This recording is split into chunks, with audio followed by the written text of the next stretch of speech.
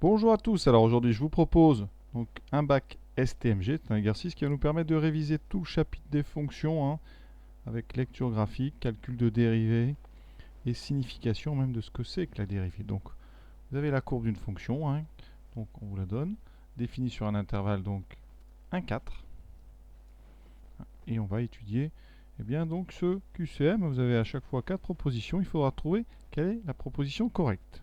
Voilà, donc on commence tout de suite avec donc la première proposition. On va donc bien regarder la courbe de cette fonction f. Vous avez repéré donc les axes, l'axe des abscisses, l'axe des ordonnées. Donc ici, je vais peut-être préciser. Donc là, vous avez l'axe où vous lirez les x, l'axe où vous lirez les y. Alors les y, on va y lire les images, c'est-à-dire les valeurs de f de x. Donc 4 propositions, on va les faire dans l'ordre. Donc la première, le maximum de f sur l'intervalle 1, 4 est égal à 1. Alors, comment trouver le maximum d'une fonction? Donc, ça me permet de vous rappeler un peu tout sur le cours. Le maximum, donc le maximum de f, c'est la plus grande valeur que peut prendre f de x. Donc la plus grande valeur de f de x. Donc on va lire cette grande valeur sur l'axe vertical, sur l'axe des y. Et on va chercher finalement quel est le point de la courbe le plus haut. Le point de la courbe le plus haut, c'est ici. D'accord? Là, c'est ici qu'est atteint le maximum. Donc, un point, ça a deux coordonnées. Vous avez l'abscisse 4 et vous avez l'ordonnée 5. Le maximum, c'est la plus grande valeur de f. Donc, 5, c'est le maximum de f. Donc, le maximum de la fonction f, vous voyez, c'est 5. Il est atteint pour x égale 4. Ça ne correspond pas du tout à ce qu'on nous dit. Donc, on peut éliminer la première proposition. D'ailleurs, en 1, qu'est-ce qui se passe? En x égale 1, le minimum est atteint, et ce minimum c'est moins 4. D'accord? Donc ça ne correspond vraiment pas à la première proposition. On l'élimine. L'image de 1 par f est égale à 2. Alors l'image de 1, c'est donc ce à quoi on associe 1 par la fonction f. Donc ça signifie que l'image de 1, donc f de 1 est égale à 2. Donc le 1 ici c'est un x, et le 2 c'est un y. Donc je cherche déjà x égale 1. Voici, on est là. Je cherche ensuite le point de la courbe qui correspond à ce x égale 1. Donc je suis obligé d'aller ici vers le bas. On obtient ce point-là, qui, on l'a déjà dit, réalise le minimum. Et son image ici, c'est moins 4. Donc c'est faux. f de 1 est égal à moins 4. Où vient le piège ici? Si vous regardez, c'est pour ceux qui auraient inversé. Si vous regardez pour x égale 2, on trouve y égale 1. Donc f de 2 est égal à 1. On y écrira en français l'image de 2 est 1. Donc c'est pas ça, c'est l'inverse. Donc c'est l'image de 1, d'accord, qui ne vaut pas 2, mais qui vaut moins 4. Donc cette deuxième proposition, c'est pas la bonne non plus. On continue. La fonction f est négative sur l'intervalle 2, 3. Alors, l'intervalle 2, 3, ça correspond donc à des valeurs de x, et que x est entre 2 et 3. D'accord? Et on va regarder sur cette zone-là comment sont les valeurs de f. Alors déjà, on repère l'intervalle 2, 3. Je vais le signaler ici, entre 2 et 3, vous êtes là, sur cette zone ici. Sur cette zone, on repère la portion de courbe qui correspond. Donc elle est au-dessus ou en dessous, elle est ici au-dessus. Donc c'est toute cette partie-là de la courbe qui va nous intéresser ici. Ça veut dire que si vous cherchez une image d'un nombre qui est sur le segment rouge, le point que vous allez chercher sera au-dessus. Donc en allant lire l'image ici, c'est-à-dire en allant vers la gauche, vous allez tomber sur des nombres ici entre 0 et 1. Vous allez tomber ici, donc vous n'avez pas des images négatives. D'ailleurs, à l'image, déjà l'image de 2 par exemple, c'est 1, donc c'est positif. Strictement. Donc, ça veut dire que f n'est pas négatif sur l'intervalle de 3. Donc ça aussi, c'est faux. Conséquence, c'est forcément la quatrième proposition qui est bonne. Mais si les trois premières sont fausses, comme on sait qu'il y en a une de bonne, forcément la D est la correcte. On va quand même vérifier et expliquer. Alors ici, on vous parle d'une équation. L'équation f de x égale 0,5. Comme on a dit depuis le début, x, c'est sur l'axe des abscisses. Donc f de x, c'est sur l'axe des ordonnées. L'axe qui est vertical. Donc je vais placer 0,5 sur cet axe. Donc c'est entre 0 et 1 au milieu ici. Voilà. Et vous devez trouver toute les points de la courbe qui ont la même ordonnée. Donc vous allez tracer ici l'horizontale qui passe par 0,5 et vous allez chercher combien il y a d'intersections avec la courbe. Ici vous aurez une intersection, une deuxième et une troisième. Donc il y a 3 nombres dont l'image est 0,5. Vous avez un nombre qui sera par ici, voilà, un nombre qui sera ici et un nombre qui sera... Donc l'équation f de x égale 5, elle a 3 solutions.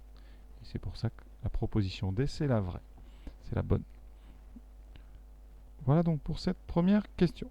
Lisons la proposition 2, soit f', la dérivée de la fonction f sur l'intervalle 1, 4. On nous dit, voilà, pour quelle valeur de x, parmi les 4 qu'on propose, est-ce qu'on a bien f' de x négatif ou nul? Alors, je vous rappelle, ça c'est la chose importante à savoir, f' de x, c'est le coefficient directeur, ce qu'on appelle aussi la pente, coefficient directeur de la courbe, donc évidemment la courbe de f, au point d'abscisse x. Une pente, un coefficient directeur, s'il est positif, la tangente monte.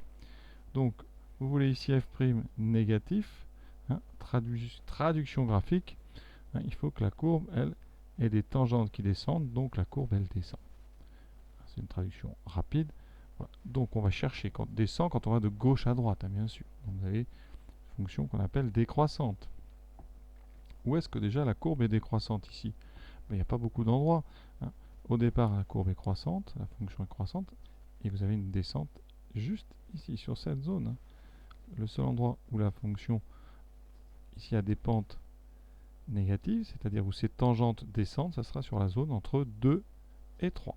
Donc, ici, c'est la zone, et la seule zone où f' va être négatif ou nul. Pour nul, ça sera aux endroits des sommets. Là, vous avez ce qu'on appelle des tangentes horizontales. Sommet ici, tangente horizontale, sommet ici vers le bas, tangente horizontale. Donc on va regarder qu'est-ce qu'on nous propose comme intervalle. Bon, déjà, vous voyez, on nous propose 2, 3. Donc la bonne réponse, c'est évidemment 2, 3. Mais les autres, regardons un petit peu, entre 1 et 1,5, on se situe où? On se situe sur cette zone ici, d'accord? Et sur cette zone, qu'est-ce qui est négatif? C'est pas du tout la dérivée, c'est la courbe qui est dessous. Donc sur cette zone, en fait, c'est un piège. Sur la zone 1,5, c'est f qui est négatif, c'est pas f'. Donc c'est là le piège. Toujours un petit peu comme ça des pièges dans les différentes propositions. Alors sur 1, 2 et 3, 4, ça c'est la zone où f' est positive. C'est la zone où la fonction f elle est croissante. Vous voyez, deux zones, elle est croissante sur cette zone et elle est croissante sur cette zone. Donc de 1 à 2, union 3 et 4. Donc c'est pas du tout, c'est le contraire qu'on veut. Nous on veut justement négatif. 1,5, 3. Qu'est-ce qui se passe en 1,5, 3? Et bien là, tout à l'heure on a testé la zone ici, on est dessous. Ici c'est une zone, c'est cette zone-là, entre 2,5 et 3. Bah, c'est la zone où vous avez le premier rebond de la courbe, mais ça n'a pas d'intérêt ici pour notre question. Donc je ne pense pas que les élèves soient tombés dans ce piège-là. Peut-être le premier piège, confusion entre le signe de f et le signe de f'. Mais a priori, la plupart ont dû répondre 2, 3. Donc pensez bien, f', c'est donc lié aux tangentes. Ça veut dire que si f' est négative, les tangentes sont donc vers le bas, c'est-à-dire que la fonction elle est décroissante. Et si f' est positive, la courbe va être croissante, la courbe de f. Voilà tout ce qu'il y avait à dire sur cette question. Troisième question, on va vous demander de dériver. Dériver une expression qui est une expression du troisième degré. Alors première chose à savoir, c'est que quand on dérive une somme, ici vous avez 4 termes, d'accord? Eh bien, il va falloir dériver les termes les uns après les autres. Alors, je vais les entourer ces termes. Ça, c'est donc le terme numéro 1, plus le terme numéro 2, plus ce terme numéro 3, plus ce terme numéro 4. Donc, pour dériver, eh bien, une règle simple des dérivés, on va dériver terme par terme et ajouter les résultats. Alors, qu'est-ce qu'il faut savoir sur les dérivés? On va faire progressivement avec le degré. Si vous avez quelque chose qui n'a pas de x, qu'on appelle une constante, en général, on note la lettre K. K est une constante. Il n'y a pas de x. Ça peut être plus 2, plus 4, moins 8, etc. Ici, c'est moins 27. Quand on dérive, ça devient 0. Donc ici, moins 27, quand vous allez le dériver, eh bien, vous n'aurez plus rien. Il va disparaître. On ne l'écrit même pas. On peut écrire plus 0 si on veut, mais ce n'est pas la peine. Ensuite, deuxième chose, on a 36x. Ça, c'est un terme sous la forme ax. Quand on dérive un terme sous la forme ax, c'est-à-dire 2x, 3x, 4x, 5x, moins 8x, on ne garde que le a. Donc, quand on dérive 36x, vous n'allez garder que le plus 36. Et donc ici, deuxième chose qu'on peut dire, c'est que là, on aura plus 36. Et il n'y a plus de x là. Et maintenant, on va passer aux dérivés un petit peu plus élaborés. Les dérivés des puissances de x. Donc, les puissances de x, ça commence par x2. La dérivée de x2 à connaître, c'est 2x. Une règle simple ensuite. Si vous avez quelque chose, un nombre fois x2, eh bien la dérivée, ça sera le nombre fois 2x. Donc ici, on a moins 15x2. On aura donc moins 15 fois la dérivée qui donne 2x. D'accord? Et on écrit, hein. Donc, moins 15 fois 2x. On peut même écrire tout de suite moins 30x. Maintenant, on arrive au cube. Eh bien, on fait notre petit tableau. Hein, donc f'. Si on a x au cube, à connaître par cœur, c'est 3x2.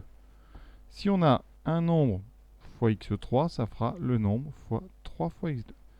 D'accord? Par exemple, 2x3, eh bien vous aurez 2 fois la dérivée de x3. Donc ici, on a quoi? On a 2x3. Donc on trouvera 2 fois la dérivée de x3, donc 2 fois 3x2. Et on n'a qu'à l'écrire. 2 fois 3x2. Et on a terminé. Après, il suffit juste de calculer les petites multiplications qui sont apparues. 2 fois 3, 6x2. Moins 15 fois 2, ça fait moins 30x plus 36. Et on regarde quelle est la bonne proposition. C'est la B. Regardez bien. La B. Alors, regardons quand même ce qu'on nous propose. Alors, des choses qui ne sont pas possibles, hein. C'est déjà la C. La C, rien n'a bougé quasiment. Donc, ça a juste été multiplié par 2 ici. Hein, étrange. Donc, ça, personne n'a dû répondre ça. Le F', c'est ceux qui ont un petit problème avec les puissances. Parce que quand ils dérivent 2x3, ils font 2 plus 3, c'est-à-dire 5x2. Donc attention, hein. Ici, c'est une multiplication entre le 2 et le 3. Et pareil, c'est pas 17, parce que ça, c'est ceux qui ont fait 15 plus 2. Et pour le dernier, où est l'erreur? Plus 9, c'est ceux qui ont gardé, vous voyez, ceux qui ont dérivé en gardant le moins 27, ils ont fait 36 moins 27, ils ont trouvé plus 9. Donc ça, c'est ceux qui ne connaissent pas la première règle. Quand on dérive une constante, elle disparaît. Donc, voilà tout ce qu'il ne fallait pas faire, et donc il fallait juste dériver en utilisant le cours. Donc il faut apprendre son cours. Cet exercice donc de type bac est terminé. Un bon exercice pour faire des petites révisions tranquillement, hein, évidemment pour ceux qui se préparent à ce bac et tous ceux qui se préparent au contrôle aussi sur le chapitre des dérivés. Voilà, à très bientôt.